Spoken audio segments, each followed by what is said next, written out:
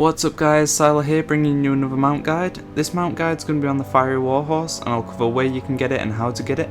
Now normally you need to go into Karazhan and you need to have the key to get in, but I'll show you how to do it without needing the key.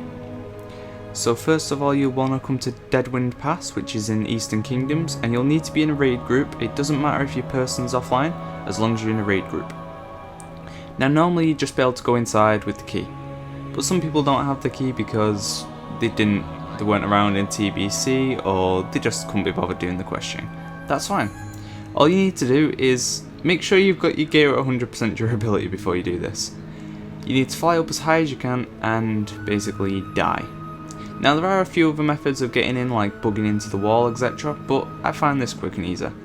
So just die, release your spirit, and then run back to your corpse. Once you're here, you want to go behind the gate and then just simply res up. Once you've rezzed up, you will be inside the gate, and all you need to do is move into the instance. There we go. And then you'll be inside. Now, the mobs here don't exactly hit hard, and you'll notice I'm in my PvP gear, and it takes me a while to notice that I'm actually in my PvP gear. My bad. You might want to heal yourself up before you try the trash, because only if you died, really. But yeah, make sure you're at full HP, or close. So once you're at full HP you can begin killing the mobs. Now I'd recommend pulling a fair amount of them because they don't really hit that hard, and if you've got a decent AoE spell you'll be able to kill them pretty quickly. I mean, I'm in PvP gear and they still don't really do that much to me. As you see, I round up a fair amount of them and just AoE them down. Now I don't really use Consecration much because it's a huge mana drain, so I tend to avoid using it, as it's nice AoE damage, but when you're doing things like this you sometimes need your mana, so yeah, I just like to avoid using it. They still die pretty quickly anyway. And then round up some more. Now you can skip all this trash, but the reason we don't is because as soon as you pull the boss it will pull every single bit of trash in this first area.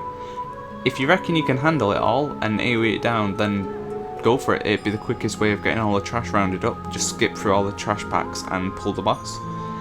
But I tend to find that they usually overwhelm me and I die, because they do fears, stuns, and other nasty little things.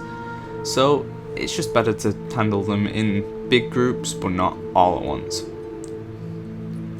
So once you've got this trash pack down, you've only got one more to go, and then you've got the boss. So you want to make sure you're at a decent amount of HP and you've got the majority of your cooldowns left. Now I finally realise I'm in PvP gear, like a noob.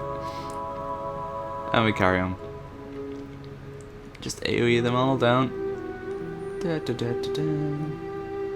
Now this is the first boss in Karazhan, so you don't need to kill anything else to get to Attunement. And then the last bit of trash goes down eventually. That horse is going mental, look at it. Rah, rah, rah. And it dropped a hoof. Right, there's midnight. Now you want to focus all your attention on midnight, and you can see I missed one mob somehow. Now just ignore Attunement for the time being, just nuke down midnight as quick as you can, but don't waste any CDs, and I'll explain why in a second. Now if midnight's at around 25% HP, don't burst it, because if it dies, which has happened to me before, the boss will despawn and you'll have to reset the instance. So it's best to just take it a bit slower once you're near the end. Now that Attunement's up, you want to pop all your CDs and go mental. He does do a nasty debuff which will reduce your chance to hit. As you can see, I miss a fair amount when that debuff's up. But as soon as the debuff's down, I start doing some nice burst damage on him and taking him down fairly quickly. His attacks don't hit that hard really. You can see I barely heal myself up, and yeah, he's not exactly pressuring me at any point. And then he goes down and you'll have a 1% chance of getting the mount. Oh my god, it dropped.